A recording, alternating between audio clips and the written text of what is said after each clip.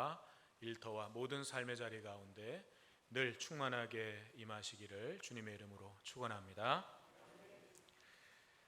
천국에 가면 우리가 놀랄 일이 두 가지가 있다고 이야기합니다. 하나는 그 사람이 왜 없지? 천국에서 볼 줄 알았던 사람이 천국에 없는 것을 보고 놀란다고 하고, 다른 하나는 뭐겠어요? 반대겠죠. 저 사람이 천국에 왜 왔지? 천국에 없을 줄 알았던 사람이 천국에 와 있는 것을 보고 놀란다고 합니다. 간절히 바라기는 여기 모인 우리 모두는 언젠가 천국에서 서로 반갑게 이렇게 인사할 수 있으면 좋겠어요. 여기 계실 줄 알았습니다. 여기 오실 줄 알았습니다. 우리 그렇게 서로 인사하게 되기를 주님의 이름으로 축복합니다. 자, 그러면 우리는 그 천국에서 어떤 모습으로 살아가게 될까요? 많은 그리스도인들이 이 부분에 대해서 오해하는 것이 몸은 없이 영혼만 천국에서 영원히 산다고 생각하는 것입니다. 몸은 우리가 이제 죽을 때 매장을 하든 화장을 하든 흙으로 다 이제 돌아가고, 우리의 영혼만 하나님 나라 갔으니 그 영혼의 상태로 이제 영원히 그곳에서 산다고 막연하게 그냥 그렇게 생각하는 거죠. 이런 생각은 반은 맞고 반은 틀렸습니다. 왜냐하면 분명 우리가 죽음을 맞이하고 나면 지금 우리가 입고 있는 이 육신은 다 흙으로 돌아가고 없어질 거예요. 그리고 우리의 영혼은 예수 그리스도를 믿는 믿음이 있느냐 없느냐에 따라서 천국과 지옥으로 나눠지겠죠. 분명히 그것은 부인할 수 없는 사실입니다.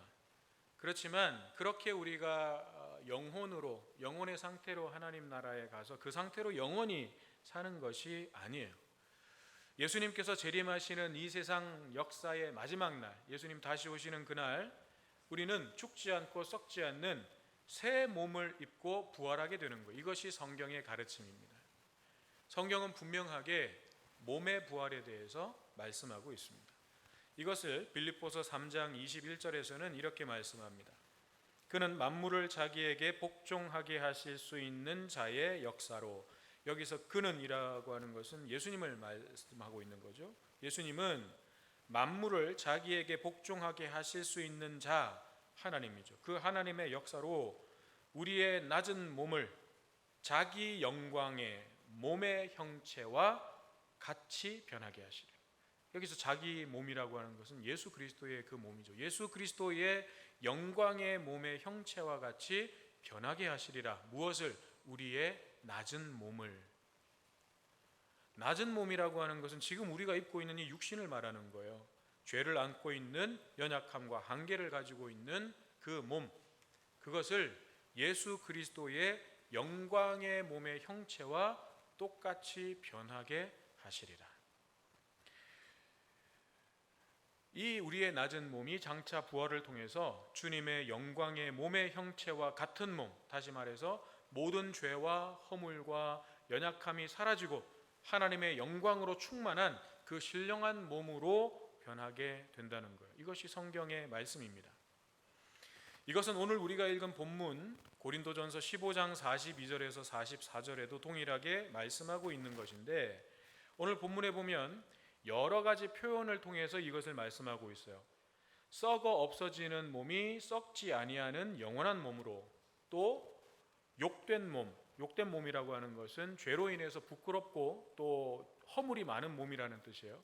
그런 욕된 몸이 영광스러운 몸으로, 또 한계가 있고 연약한 몸이 강한 몸으로, 그래서 육의 몸이 신령한 몸으로 그렇게 다시 살아나게 될 것을 분명하게 말씀하고 있습니다. 이처럼 성경은 우리의 영혼의 상태로 하나님 나라에서 영원히 사는 것이 아니라 예수님께서 다시 오시는 날 영광스러운 새 몸, 죽지 않고 썩지 않는 영의 몸을 입고 부활하게 될 것을 분명하게 말씀하고 있어요. 그래서 사도신경도 우리가 부활할 것을 믿습니다 라고 고백하지 않고 몸이 다시 사는 것을 믿습니다 라고 고백하고 있는 거예요. 이 영광스러운 새 몸을 부활하신 예수님께서 미리 보여주셨습니다. 부활하시기 전에 예수님이 가지고 계셨던 몸은 우리와 똑같은 육체였죠. 그래서 그 한계가 있었습니다. 시간과 공간의 제약도 받으셨고, 또 피곤함과 배고픔도 느끼셨어요. 또 아픔과 고통도 느끼셨고, 또 창으로 찌르면 물과 피를 쏟는 몸이었고, 십자가에 못 박혀 죽으시는 몸이었습니다. 그렇지만 부활하신 예수님의 몸은 완전히 다른 새로운 몸으로 변화되셨죠. 하나님의 영광이 깃든 영광스러운 몸으로 변화되신 것입니다. 이 몸은 유령처럼 이렇게 막 떠돌아다니는 그런 몸이 아니라 분명 제자들이 손으로 만질 수 있는 형체가 있는 몸이었어요. 그래서 도마는 의심이 많아가지고 예수님의 못자국과 창자국에 자기 손을 대보고서야 예수님을 믿게 된 거죠. 부활을 믿게 된 거죠. 그처럼 형체가 있는 그런 분명한 몸이었습니다. 그렇지만 동시에 시간과 공간의 제약을 받지 않는 몸이셨어요. 그래서 제자들이 부활하신 예수님을 만나기 전에 두려움에 사로잡혀서 문을 꽁꽁 걸어 잠그고 어딘가에 숨어 있을 때 그곳에 예수님이 그냥 쑥 나타나셨어요. 그러다가 또 호련히 사라지기도 하셨습니다. 그것이 예수님의 부활하신 몸이었습니다. 이처럼 우리가 장차 부활하여 입게 될 새 몸도 부활하신 예수님의 그 몸처럼 분명 형체가 있고 만져지기도 하는 몸이지만 그 몸은 더 이상 죄와 죽음의 권세 아래 놓여져 있지 않는 몸이에요. 지금 우리의 몸은 죄와 죽음의 권세 아래에 놓여져 있을 수밖에 없는 몸이죠. 그렇지만 그때의 몸은 거기에 놓여져 있지 않는, 그 영향을 받지 않는 거예요. 오직 하나님의 영광과 생명 아래에서 영원히 살아가는 완전히 다른 새 몸이라는 것입니다. 이 몸은 더 이상 질병과 죽음과 고통을 당하지 않습니다.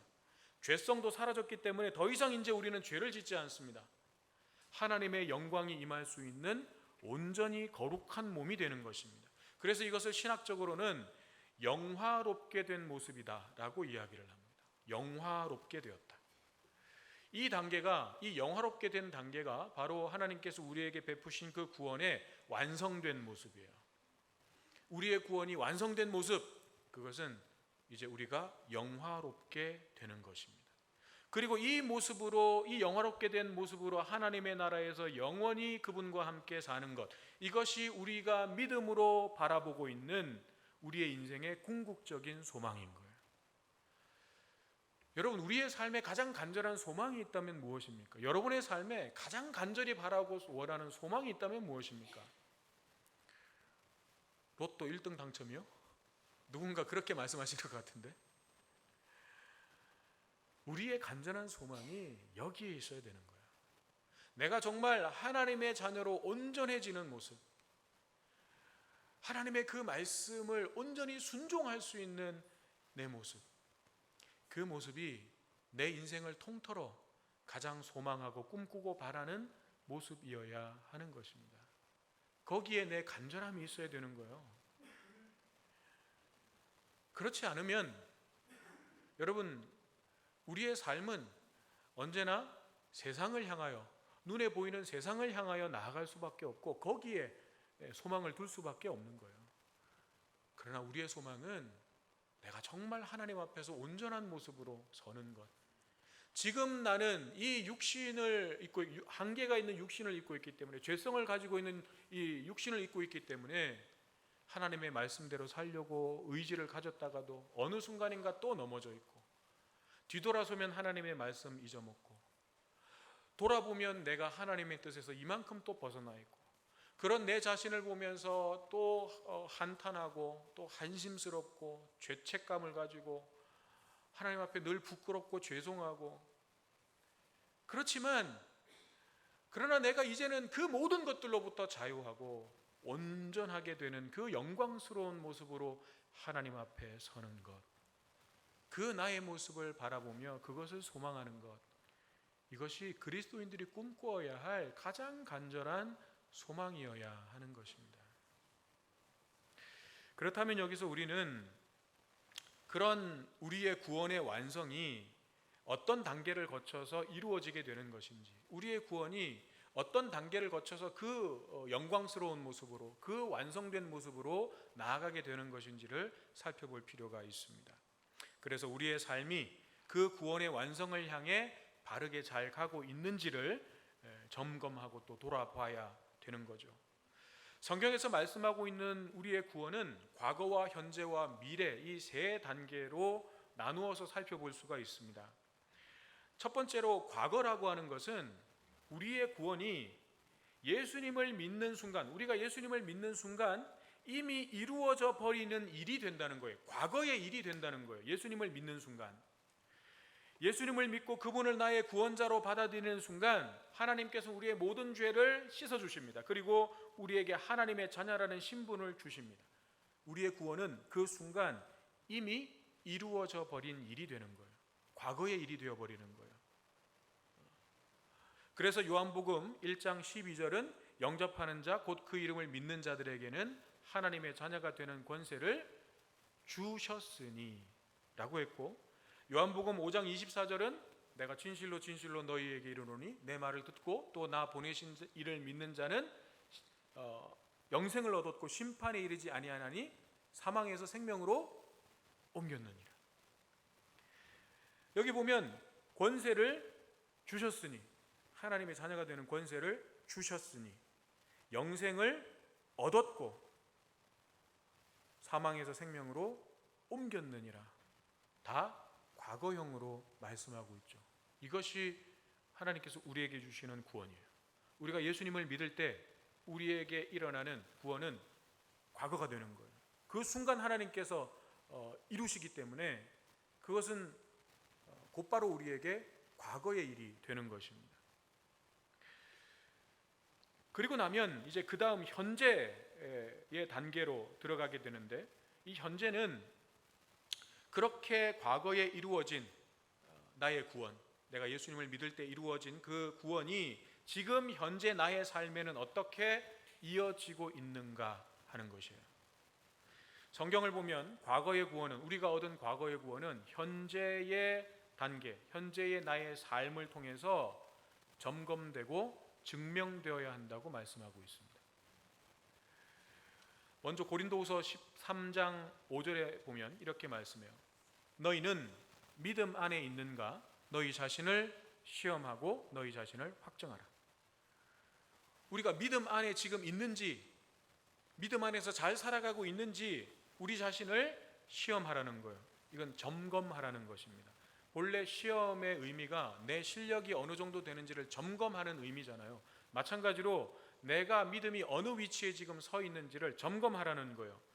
그리고 그 점검을 통해서 내게 믿음이 있다면, 내 안에 믿음이 있다면 그 믿음은 어떻게 되냐? 내 밖으로 드러나서 증명되어야 된다는 거예요. 성경은 분명하게 우리의 믿음을 확증하라고 말씀하고 있습니다.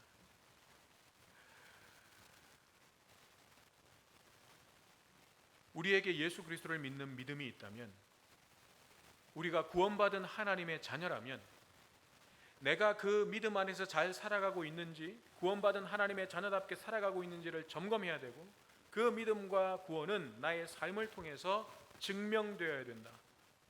성경은 분명하게 말씀하고 있습니다. 그러면 어떻게 증명될 수 있는가? 이것을 로마서 6장 4절에서는 이렇게 말씀합니다. 그러므로 우리가 그의 죽으심과 합하여 세례를 받음으로 그와 함께 장사되었나니 이는 아버지의 영광으로 말미암아 그리스도를 죽은 자 가운데서 살리심과 같이 우리로 또한 새 생명 가운데서 행하게 하려 함이라. 한마디로 우리가 예수 그리스도를 믿는다는 것은 새 생명 가운데서 행하는 것이라는 거예요. 그리고 새 생명 가운데서 행하는 것은 무엇이냐? 예수님을 믿기 이전에 나는 예수님과 함께 십자가에 못 박혀 죽었다는 거예요. 내가 인생의 주인으로 살던 나, 내가 원하고 내가 바라는 대로 살던 그런 나는 예수님과 함께 십자가에서 죽었다는 거예요. 그리고 이제는 예수님이 인생의 주인이 되시는 삶, 주인이 원하시는 뜻에 순종하는 삶, 그 삶으로 새롭게 살아간다는 것입니다. 이것이 새 생명 가운데서 행한다는 뜻이에요. 에베소서 4장 13절은 이것을 좀 더 구체적으로 이렇게 말씀합니다. 우리가 하나님의 아들을 믿는 것과 아는 일에 하나가 되어 온전한 사람을 이루어 그리스도의 장성한 분량이 충만한 데까지 이르리니. 한마디로 예수님의 성품, 예수님의 마음, 예수님의 가치를 가지고 예수님을 점점 닮아가야 된다는 거죠. 예수님의 모습이 내 삶 속에서 나타나야 된다는 거죠. 믿음이 자라가고 성숙해져 감으로 인해서 나의 말과 행동이 달라져 가고 또 나의 성품과 인격이 예수 그리스도의 향기가 드러나고 내 삶의 목적과 가치관이 달라져야 된다는 거예요. 이것이 예수님께까지 자라간 모습이에요. 그런데 이런 과정들을 신학적으로는 성화의 과정이다라고 부릅니다. 성화라고 하는 것은 거룩하게 바뀐다는 뜻이죠. 말 그대로 하면. 그러면 거룩하다라고 하는 것이 우리가 구별된다라고 하는 의미라는 것을 우리가 알고 있으니까 그렇게 의미를 적용해서 생각해 보면 성화라고 하는 것은 뭐냐? 세상과 점점 뚜렷하게 구별되어 간다라는 뜻이에요. 내가 세상 속에 들어가 있는데 처음에는 구분이 안 됐어요. 그렇죠. 내가 예수를 믿어도 처음에는 믿음이 아직 자라지를 못하기 때문에 세상에서 살아갈 때 세상 사람과 별 차이 없는 삶을 사는 거예요. 그렇지만 믿음이 자라가고 성숙해져 갈수록 나는 세상과 다른 방식으로, 다른 가치관으로, 다른 삶의 방향으로 살아갈 수밖에 없기 때문에 점점 뚜렷하게 세상과 구별되어 가는 거예요. 그것이 성화예요. 우리의 믿음이 진실하고 구원받은 하나님의 자녀라면 이 성화의 과정들을 통해서 우리의 믿음과 구원이 증명되는 거예요. 왜냐하면 우리 안에 믿음이 있고 구원이 있다면 자연스럽게 그 성화의 과정이 이어지기 때문에 그렇습니다.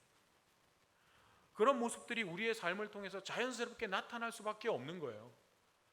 내 마음속에 예수님을 향한 믿음이 있어요. 하나님께서 내게 주신 구원에 대한 감사가 있어요. 그러면 당연히 내가 예수님을 닮아가고자 하는 마음이 내 안에 있는 거예요. 하나님의 은혜와 그 사랑에 내가 응답하고자 하는 마음이 생기는 거예요. 그게 자연스러운 거예요.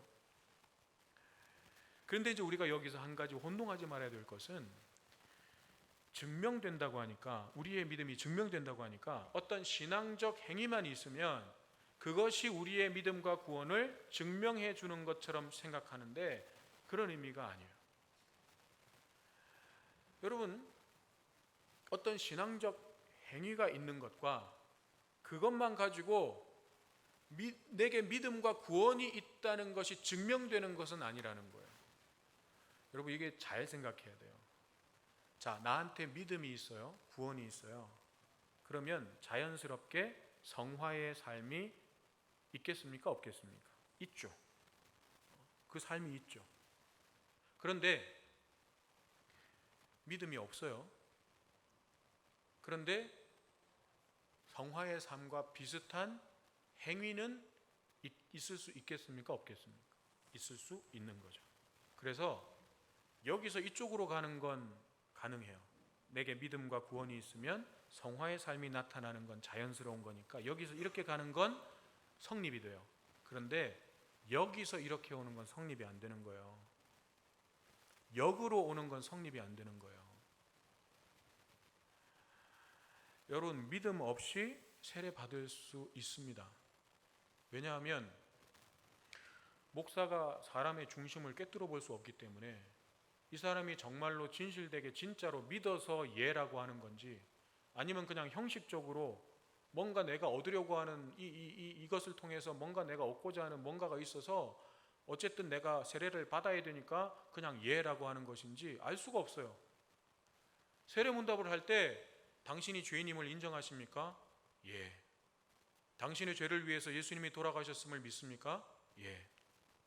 아니, 그게 진짜인지 가짜인지 제가 어떻게 알아요? 저는 그 답을 듣고 그 예라고 하는 답을 듣고 그냥 세례를 베푸는 거예요. 그러니 믿음 없이도 세례는 받을 수 있어요. 자, 믿음 없이 직분을 받을 수 있습니까? 없습니까? 받을 수 있죠. 나는 별로 믿음이 없어요. 그런데 신앙생활을 좀 하다 보니까 교회에서 직분을 줘. 신앙생활을 좀 그래도 꽤 했는데 뭔가 이렇게 신앙생활이 직분을 받을 만큼은 아직 안 됐지만 그래도 뭔가 섭섭해하는 눈치고, 또 뭔가 늘 성도님이라고 부르기도 애매하고 형제님이라고 부르기도 애매하고, 그러니까 집사님 그러면 얼마나 서로 좋아요. 그러니까 집사 직분 줘요. 그럼 믿음 없이도 얼마든지 직분 받을 수 있는 거죠. 믿음 없이 교회 일 열심히 할 수 있습니다. 심지어는요, 믿음 없이 목회도 할 수 있어요. 하나님을 안 믿는데 목회도 할 수 있어요. 그러므로 이렇게 외형적으로 드러나는 어떤 모습이 있다고 해서 그의 믿음과 구원이 증명되었다고 볼 수는 없는 것입니다. 물론 우리에게 믿음이 있고 구원을 받으면 그런 모습들이 나타나게 되는 것은 자연스러워요. 그러나 말씀드렸다시피 역은 항상 성립되는 게 아니라는 거예요. 좀 더 쉽게 말씀드리면, 예를 들면 이런 거예요. 사과나무가 있어요. 사과나무에서는 당연히 어떤 열매가 열리겠어요? 사과가 열리겠죠. 사과나무에서 복숭아가 열리지는 않을 거 아니에요. 모르겠어요. 앞으로 뭐 유전공학이 발달해가지고 한 나무에서 막 사과도 열리고 복숭아도 열리고 배도 열리고 이런 막 잡종이 나올지는 모르지만, 하나님이 만들어 놓으신 창조의 섭리 안에서는 사과나무는 사과가 열리는 거예요. 자, 그런데 사과나무가 아닌 나무에 사과를 막 매달아 놨어요. 그래서 겉으로 보니까 진짜 사과나무 같아요. 그런데 그 사과나무를 그 나무를 사과나무라고 할 수 있습니까? 없죠. 사과나무가 아닌 나무에다가 사과를 막 붙여놨어요. 그래서 그냥 보니까 사과가 막 붙어 있어요. 사과나무인가 보네. 그런데 사과나무가 아닌 거예요.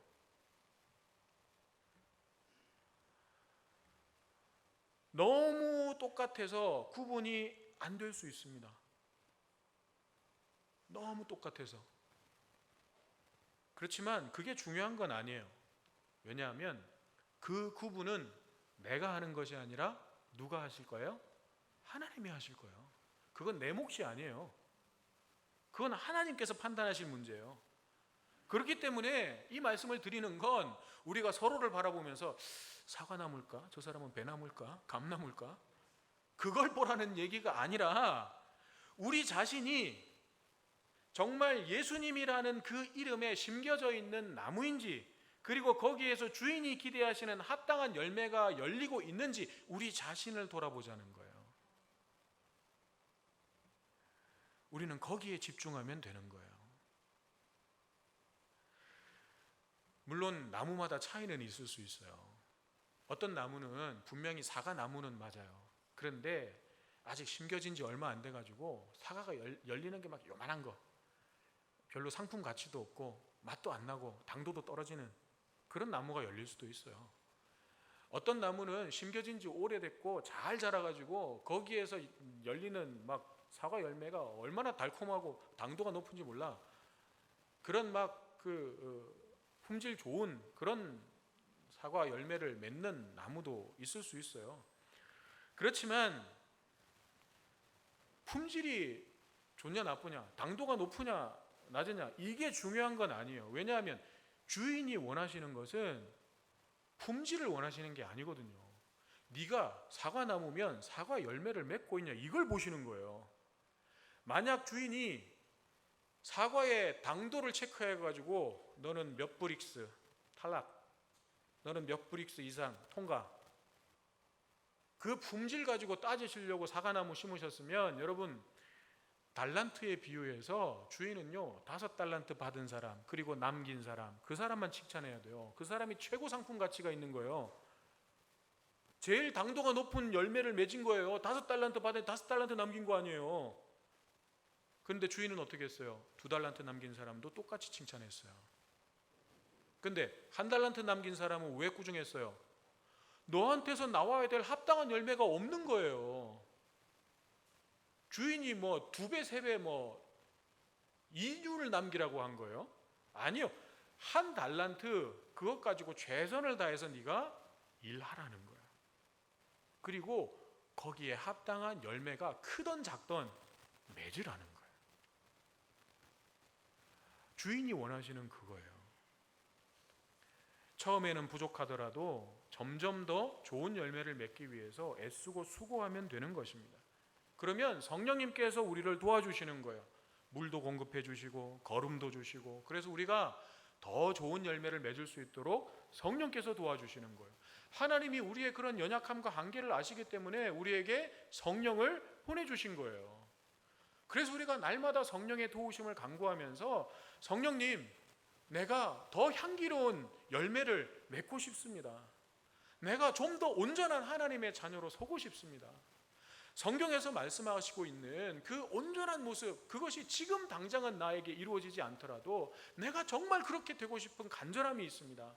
내가 이 세상을 살아갈 때에 그 모습에 최대한 가까운 삶을 살 수 있도록 도와주십시오. 이것이 우리의 기도여야 되고 우리의 소망이어야 되는 거죠. 이게 성화의 과정이라는 거예요.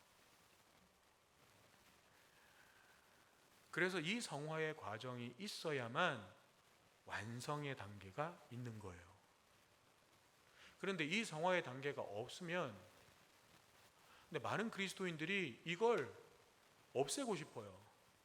과거에 구원받은 거, 그 다음에 나는 구원받았으니까 그 구원은 취소 안 된다고 그러니까 성화의 과정을 생략하고 점프해서 주님 오시는 그날 나는 곧바로 영화로운 몸으로 있고 싶은 거예요.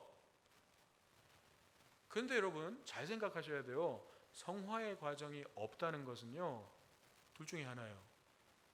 믿음이 없거나, 믿음이 없다는 건 구원도 없는 거예요. 아직 구원이 그 사람에게는 없는 거예요. 또 하나는 뭐예요? 구원은 받긴 받았어요. 그런데 성화로까지 아직 못 나가는 어린 믿음, 연약한 믿음, 그 믿음에 머물러 있는 거예요. 그러면 첫 번째에 믿음이 없어서, 구원이 없어서 이게 안 나오는 거라면 그 사람은 어디부터 시작해야 돼요? 예수님을 믿는, 예수님을 나의 구주로 영접하는 그 단계부터 시작해야 되는 거예요.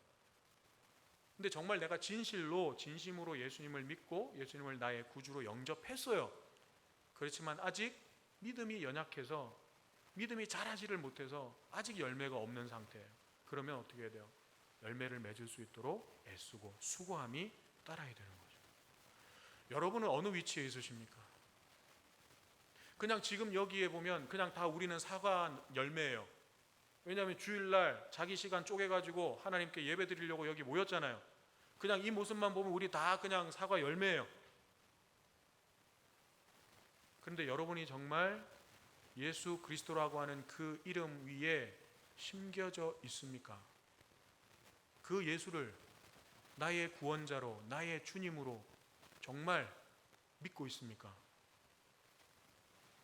그렇다면 당연히 성화의 과정도 내 삶 속에 나타나야 되는 거예요. 그게 안 나타나고 있으면 내가 왜 그런지를 점검하셔야 돼요. 반드시 점검하셔야 돼요. 그래서 어디부터 잘못된 것인지를 점검해서 거기부터 다시 세워가야 돼요. 그래야 구원의 완성에까지 이르는 것입니다. 그렇게 우리가 이 성화의 과정을 지나면 이제 우리가 바라보는 것이 미래의 단계예요. 그것이 말씀드린 완성되는 것, 우리의 몸이 완전히 새로운 몸을 입게 되는 것, 영화롭게 되고 우리의 구원이 완성되는 것. 이때는 우리보다 먼저 앞서 하나님 나라로 간 그분들은 새 몸으로 이제 부활하는 거예요. 그런데 예수님이 오시는 그날 아직 죽지 않고 이 세상에 살아있는 사람들도 엄청 많을 거 아니에요. 예수님이 오시고 나서야 이 역사가 이제 마지막 종말을 맞게 되는 것이니까, 예수님이 딱 오셨을 때에도 이 세상에는 많은 성도들이 살아있을 거 아니에요. 그럼 그 살아있는 사람들은 어떻게 되는 거예요? 예수님 오시는 그날 우리의 육신의 몸이 거기서 바뀌는 거예요. 우리가 뭐 거기서 죽어가지고 다시 살아나는 게 아니라 살아있는 그 상태에서 우리의 몸이 영화로운 몸으로 변화되는 거예요. 그리고 공중으로 끌어올려져서 공중에서 모든 성도들과 함께 주님을 만나게 되는 것입니다. 이것이 성경의 증언이에요. 성경의 가르침이에요. 우리는 이 날을 믿음의 눈으로 바라보면서 지금 내게 주시는 오늘이라고 하는 이 하루하루의 삶을 믿음 안에서 살아내는 것입니다. 그리고 아직은 불완전하고 연약한 몸을 입고 있기 때문에 우리가 겪을 수밖에 없는 어려움과 한계와 고난들이 있어요. 그렇지만 그런 것들이 있다 하더라도 우리가 이겨내면서 우리를 거룩하고 흠이 없게 하실 그 날을 향해서 뚜벅뚜벅 걸어가는 것입니다. 그것이 오늘 현재 구원받은 우리의 삶의 모습이어야 하는 것이죠. 그런데 아마 우리가 그런 삶의 방향과 목적을 가지고 살아가면 세상은 우리를 분명히 조롱하고 비웃습니다. 죽음 이후에 다른 세상이 어디 있냐고, 가봤냐고, 아마 그렇게 비웃을 거예요.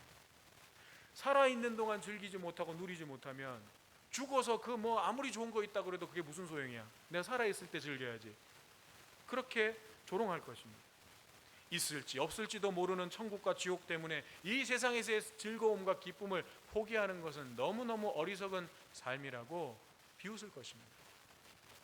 그러나 우리는 눈에 보이고 손에 잡히는 언젠가는 다 사라져버릴 그런 가치들이 우리의 궁극적인 소망이 될 수 없음을 압니다. 또한 하나님께서 성경을 통해 주신 약속의 말씀들이 반드시 성취되고 이루어질 것을 믿습니다. 그래서 세상이 뭐라고 해도 묵묵히 이 믿음의 길을 걸어가는 것입니다. 그런 우리를 향해서 하나님은 로마서 8장 24절 25절의 말씀을 통해서 이렇게 격려해 주십니다. 우리가 소망으로 구원을 얻었음에 보이는 소망이 소망이 아니니 보는 것을 누가 바라리요. 만일 우리가 보지 못하는 것을 바라면 참음으로 기다릴지니라. 또 고린도전서 15장 58절의 말씀을 통해서도 격려해 주십니다. 그러므로 내 사랑하는 형제들아 견실하며 흔들리지 말고 항상 주의 일에 더욱 힘쓰는 자들이 되라. 이는 너희 수고가 주 안에서 헛되지 않은 줄 알미라. 십자가를 지신 예수님이 우리를 향한 하나님의 사랑에 대한 확증이라면 부활하신 예수님은 우리가 바라보는 궁극적인 우리의 소망에 대한 확증입니다. 몸이 다시 사는 것을 믿는 이 소망에 대한 확신을 가지고 흔들리지 말며 항상 주의 일에 더욱 힘쓰는 우리 모두가 되기를 간절히 바랍니다. 우리 자신을 영원한 하나님 나라에 합당한 모습으로 그렇게 가꾸어가는 저와 여러분 되시기를 바랍니다. 그래서 우리를 통해서 또 한 영혼이 이 소망을 함께 붙잡게 되기를 바랍니다. 우리의 이 소고가, 우리의 이 헌신이 결코 헛되지 않음을 주님 다시 오시는 날 우리 모두가 함께 확인하게 되기를 주님의 이름으로 축원합니다. 주시는 말씀 우리 마음에 새기면서 함께 찬양드리기를 원합니다. 이 세상을 우리